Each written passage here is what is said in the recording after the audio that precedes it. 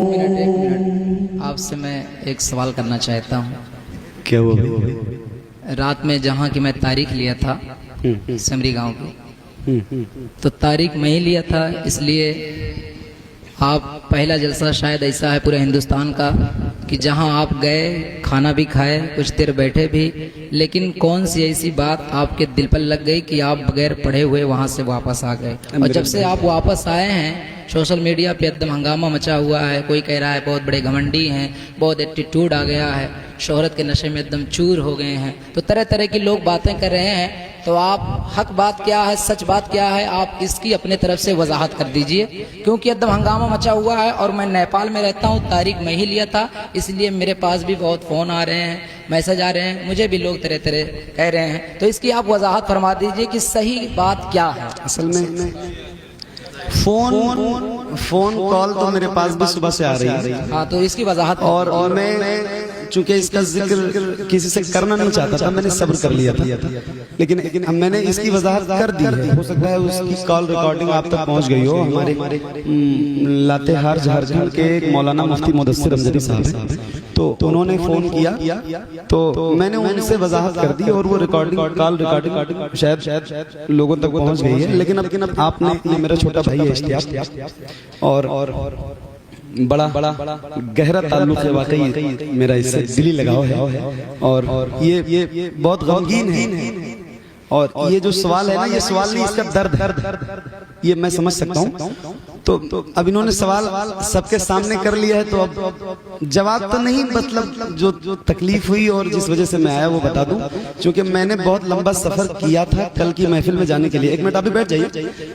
कल की महफिल में नेपाल में जाने के लिए बहुत लंबा सफर किया था। आप सबको मालूम है कि बॉर्डर पे आप लोग करीब है, बॉर्डर पे भंसार वगैरह का मामला होता है। तो हम 7 बजे बॉर्डर पहुंच गए। हमारे साथ ये इश्तियाक भी थे, मौलाना नसरुल्लाह अमजदी थे और जीशान मिसबाही साहब। इन सबको हमने बॉर्डर पे अपनी गाड़ी में बिठाया और यहाँ से चले 8 सवा 8 बजे हम लोग गालिबन महफिल में पहुंच गए। और जलसे में पहुंचने के बाद वो जब गाँव में एंट्री हुई तो कुछ लोग हमको लेके, चूंकि नेपाल में पहुंचने के बाद मेरे फोन ने तो काम करना बंद कर दिया, ये फोन डब्बा हो गया, तो मैं तो किसी से राब्ता कर नहीं सकता था। इन्हीं दोनों हजरात ने राब्ता किया और चंद लोग आए और वो गाड़ी लेके सीधा मदरसे में चले गए।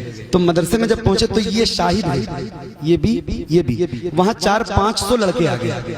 मेरे जाने के बाद मदरसे पे बहुत भीड़ हो गई, पब्लिक बहुत ज्यादा हो गई और वो फोटो वगैरह का चक्कर होता है, तो वो सब परेशान करने लगे। तो मैंने कहा कि भाई, मैं इतना लंबा सफर करके आया हूँ और अगर मुझे यहाँ रखोगे 8 सवा 8 बजे से अभी तक, तो फिर मसला हो जाएगा मेरे लिए, ये लोग मुझे बहुत परेशान करेंगे। तो इतनी सी मेहरबानी कर दो कि मुझे कहीं अलग जगह इंतजाम मेरा कर दो, ताकि मैं सुकून से सफर करके आया हूँ तो थोड़ी देर आराम कर लूं, वरना ये परेशान करेंगे और ये मोहब्बत नहीं परेशान करेंगे।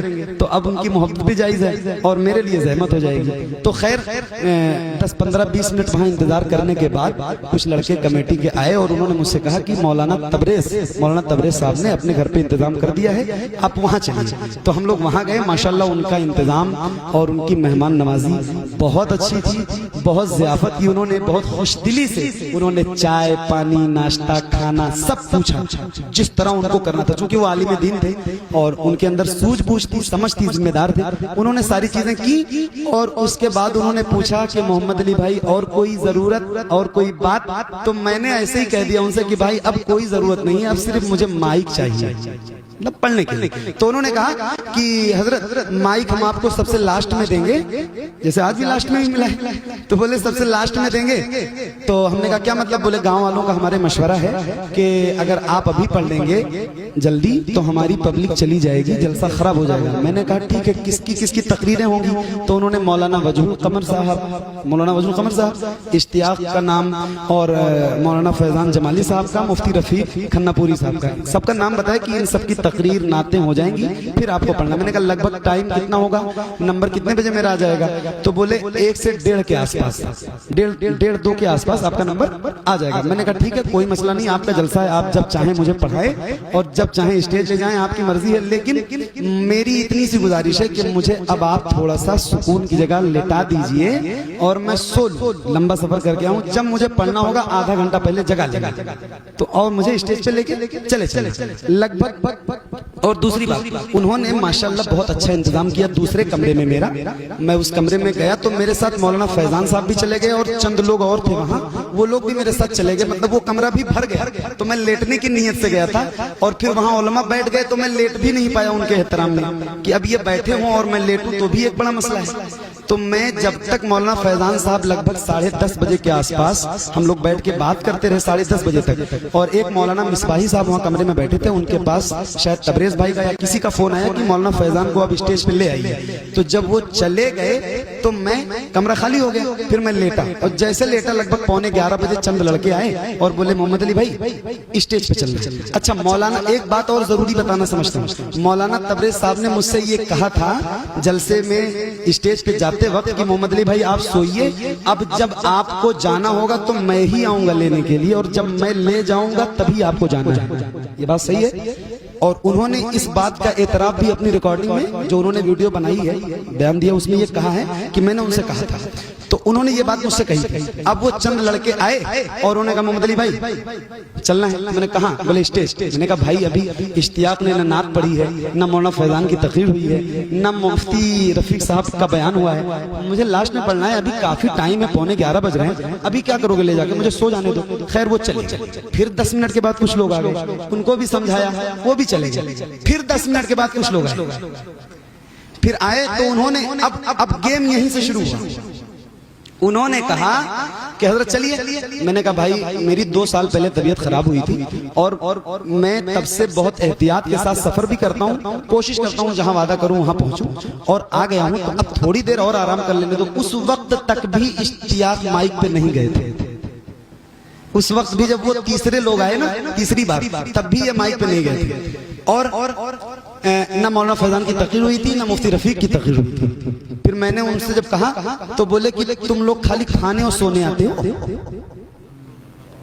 तुम लोगों को खाने और यही, मतलब उन्होंने अपनी लैंग्वेज में बताया। लेकिन अब चूंकि ये बयान मैं दे रहा हूं तो उर्दू जबान में बता रहा हूं, चूंकि ये वीडियो पता नहीं कहां जाएगी तो लोगों को समझने में आसानी होना है। तो कहीं उन्होंने कहा कि तोरे खाली खाए सोए आया हो, तोरन का खाली खाए सोए कत्ती बुलाए हैं, तोरे मौलाना हो, जितना मौलाना आवत है कुल खाली खाते सोवत है, एक मिला भारियम सोवत है, तो तू सोए कत्ती परेशान। मतलब मुफ्ती रफीक साहब उधर सो रहे थे बेचारे, तो उनको भी लपेटा और फिर मौलमा को उल्टा सीधा कहने लगा। बोले हमारी चले तो हम तुम लोगों को बुलाएं ना, तुम लोगों को बुलाते हैं, अरे हमारी चले तो हम इशा से लेके फजर तक तुम लोगों को बिठाएं, पैसा दे के बुलाते हैं, ये करते हैं, पता नहीं क्या समझते हो तुम लोग, मतलब तरह तरह की बातें। तो अब इस तरह की बात आप बताओ कि आप अगर किसी के हम मेहमान बन के जाओ और कोई मेजबान आपसे कहे कि खाली खाने सोने आए हो तो क्या करोगे? फैसला करके बताना। कोई गैरतमंद इंसान तो नहीं रुकेगा यार, खाली पैसे के लिए नहीं जाता हूँ, सिर्फ पैसा नहीं चाहिए होती है, इज्जत भी चाहिए होती है। और मेरी नजर में अगर पैसा बड़ा होता तो मैं कल की महफिल पढ़ के आता, पैसा लेके। और इस बात का एतराफ मौलाना तबरेज साहब ने किया है कि मैंने उनसे कहा था कि जब मैं लेने जाऊंगा तब जाना। तो जब आपने ये बात कही थी तो वो 3 लोग कैसे आए? फिर उन्होंने कहा कि मुझे इल्म नहीं था। तो जब इल्म नहीं था तो आपने ये बयान कैसे किया माइक में कि 3-3 बार लोग उनको लेने गए और वो आए नहीं? यार ये भी तो हो सकता है कि वो लेने वाले कौन थे, मुझे क्या पता। आपने उनका चेहरा भी तो मुझे पहले से नहीं दिखाया था कि या तो मैं आऊंगा या ये लोग आएंगे। हो सकता है वो कोई और रहे हों, कोई मुझे वहां से कमरे से बिठा के अपनी गाड़ी में कहीं और लेके चला जाता। वो मेरा मुल्क भी तो नहीं था, मेरा फोन भी तो नहीं काम कर रहा था, मेरे फोन में नेटवर्क भी नहीं था। कोई हादसा हो जाता तो इसका जिम्मेदार कौन होता? जब आपने इतनी तंबी के साथ कहा था कि जब मैं लेने आऊंगा तब जाना, तो आप लेने क्यों नहीं आए? जब मुझे ले जाना था स्टेज पे आप लेने आते ना।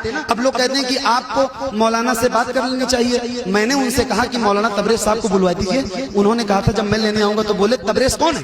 बोले तबरेज कौन है? जलसा हम करें, चंदा हम करें, कमेटी हमारी है, तबरेज कौन है? तो मैंने कहा यार जिसने मुझे बुलाया है उसी की यहाँ कोई अहमियत नहीं है तो फिर मेरी क्या अहमियत है? चलो भैया। फिर मैंने अपनी गाड़ी उठाई और मैं रुखसत हो गया। अब इसमें या तो मेरा घमंड हो या मेरा गुरूर हो, जैसा आप कहो, जैसी आपकी मर्जी हो वैसा कमेंट करने वाले कमेंट करते हैं, इससे फर्क नहीं पड़ता। मगर ये बात जान लो कि अगर मैं हिंदुस्तान से धनसार करवा के अपनी गाड़ी लेके फतेह मोहम्मद के साथ उस जलसे तक पहुंचा, वहां 2 घंटे 2.5 घंटे रुका, खाना खाया, नाश्ता किया, तो पढ़ने की गरज से ही गया था। अगर नहीं पढ़ना होता तो नहीं जाता। हाँ, कोई बात लगी दिल पे, कोई ऐसी बात लगी दिल पे तभी मैं वहां से आया था, वरना आता भी नहीं। और आखिर में एक बात कह ही देता हूं कि मौलाना तबरेज साहब तक ये बात मेरी पहुंचा दीजिए कि मेरे आने से उनको तकलीफ हुई हो, उनकी कमेटी को तकलीफ हुई हो, तो उनसे भी माजरत चाहता हूँ, माफी चाहता हूँ, क्योंकि मैं भी तो इंसान हूं ना यार, मेरे अंदर भी दिल है, धड़कता है, मैं रोज सफर में रहता हूँ।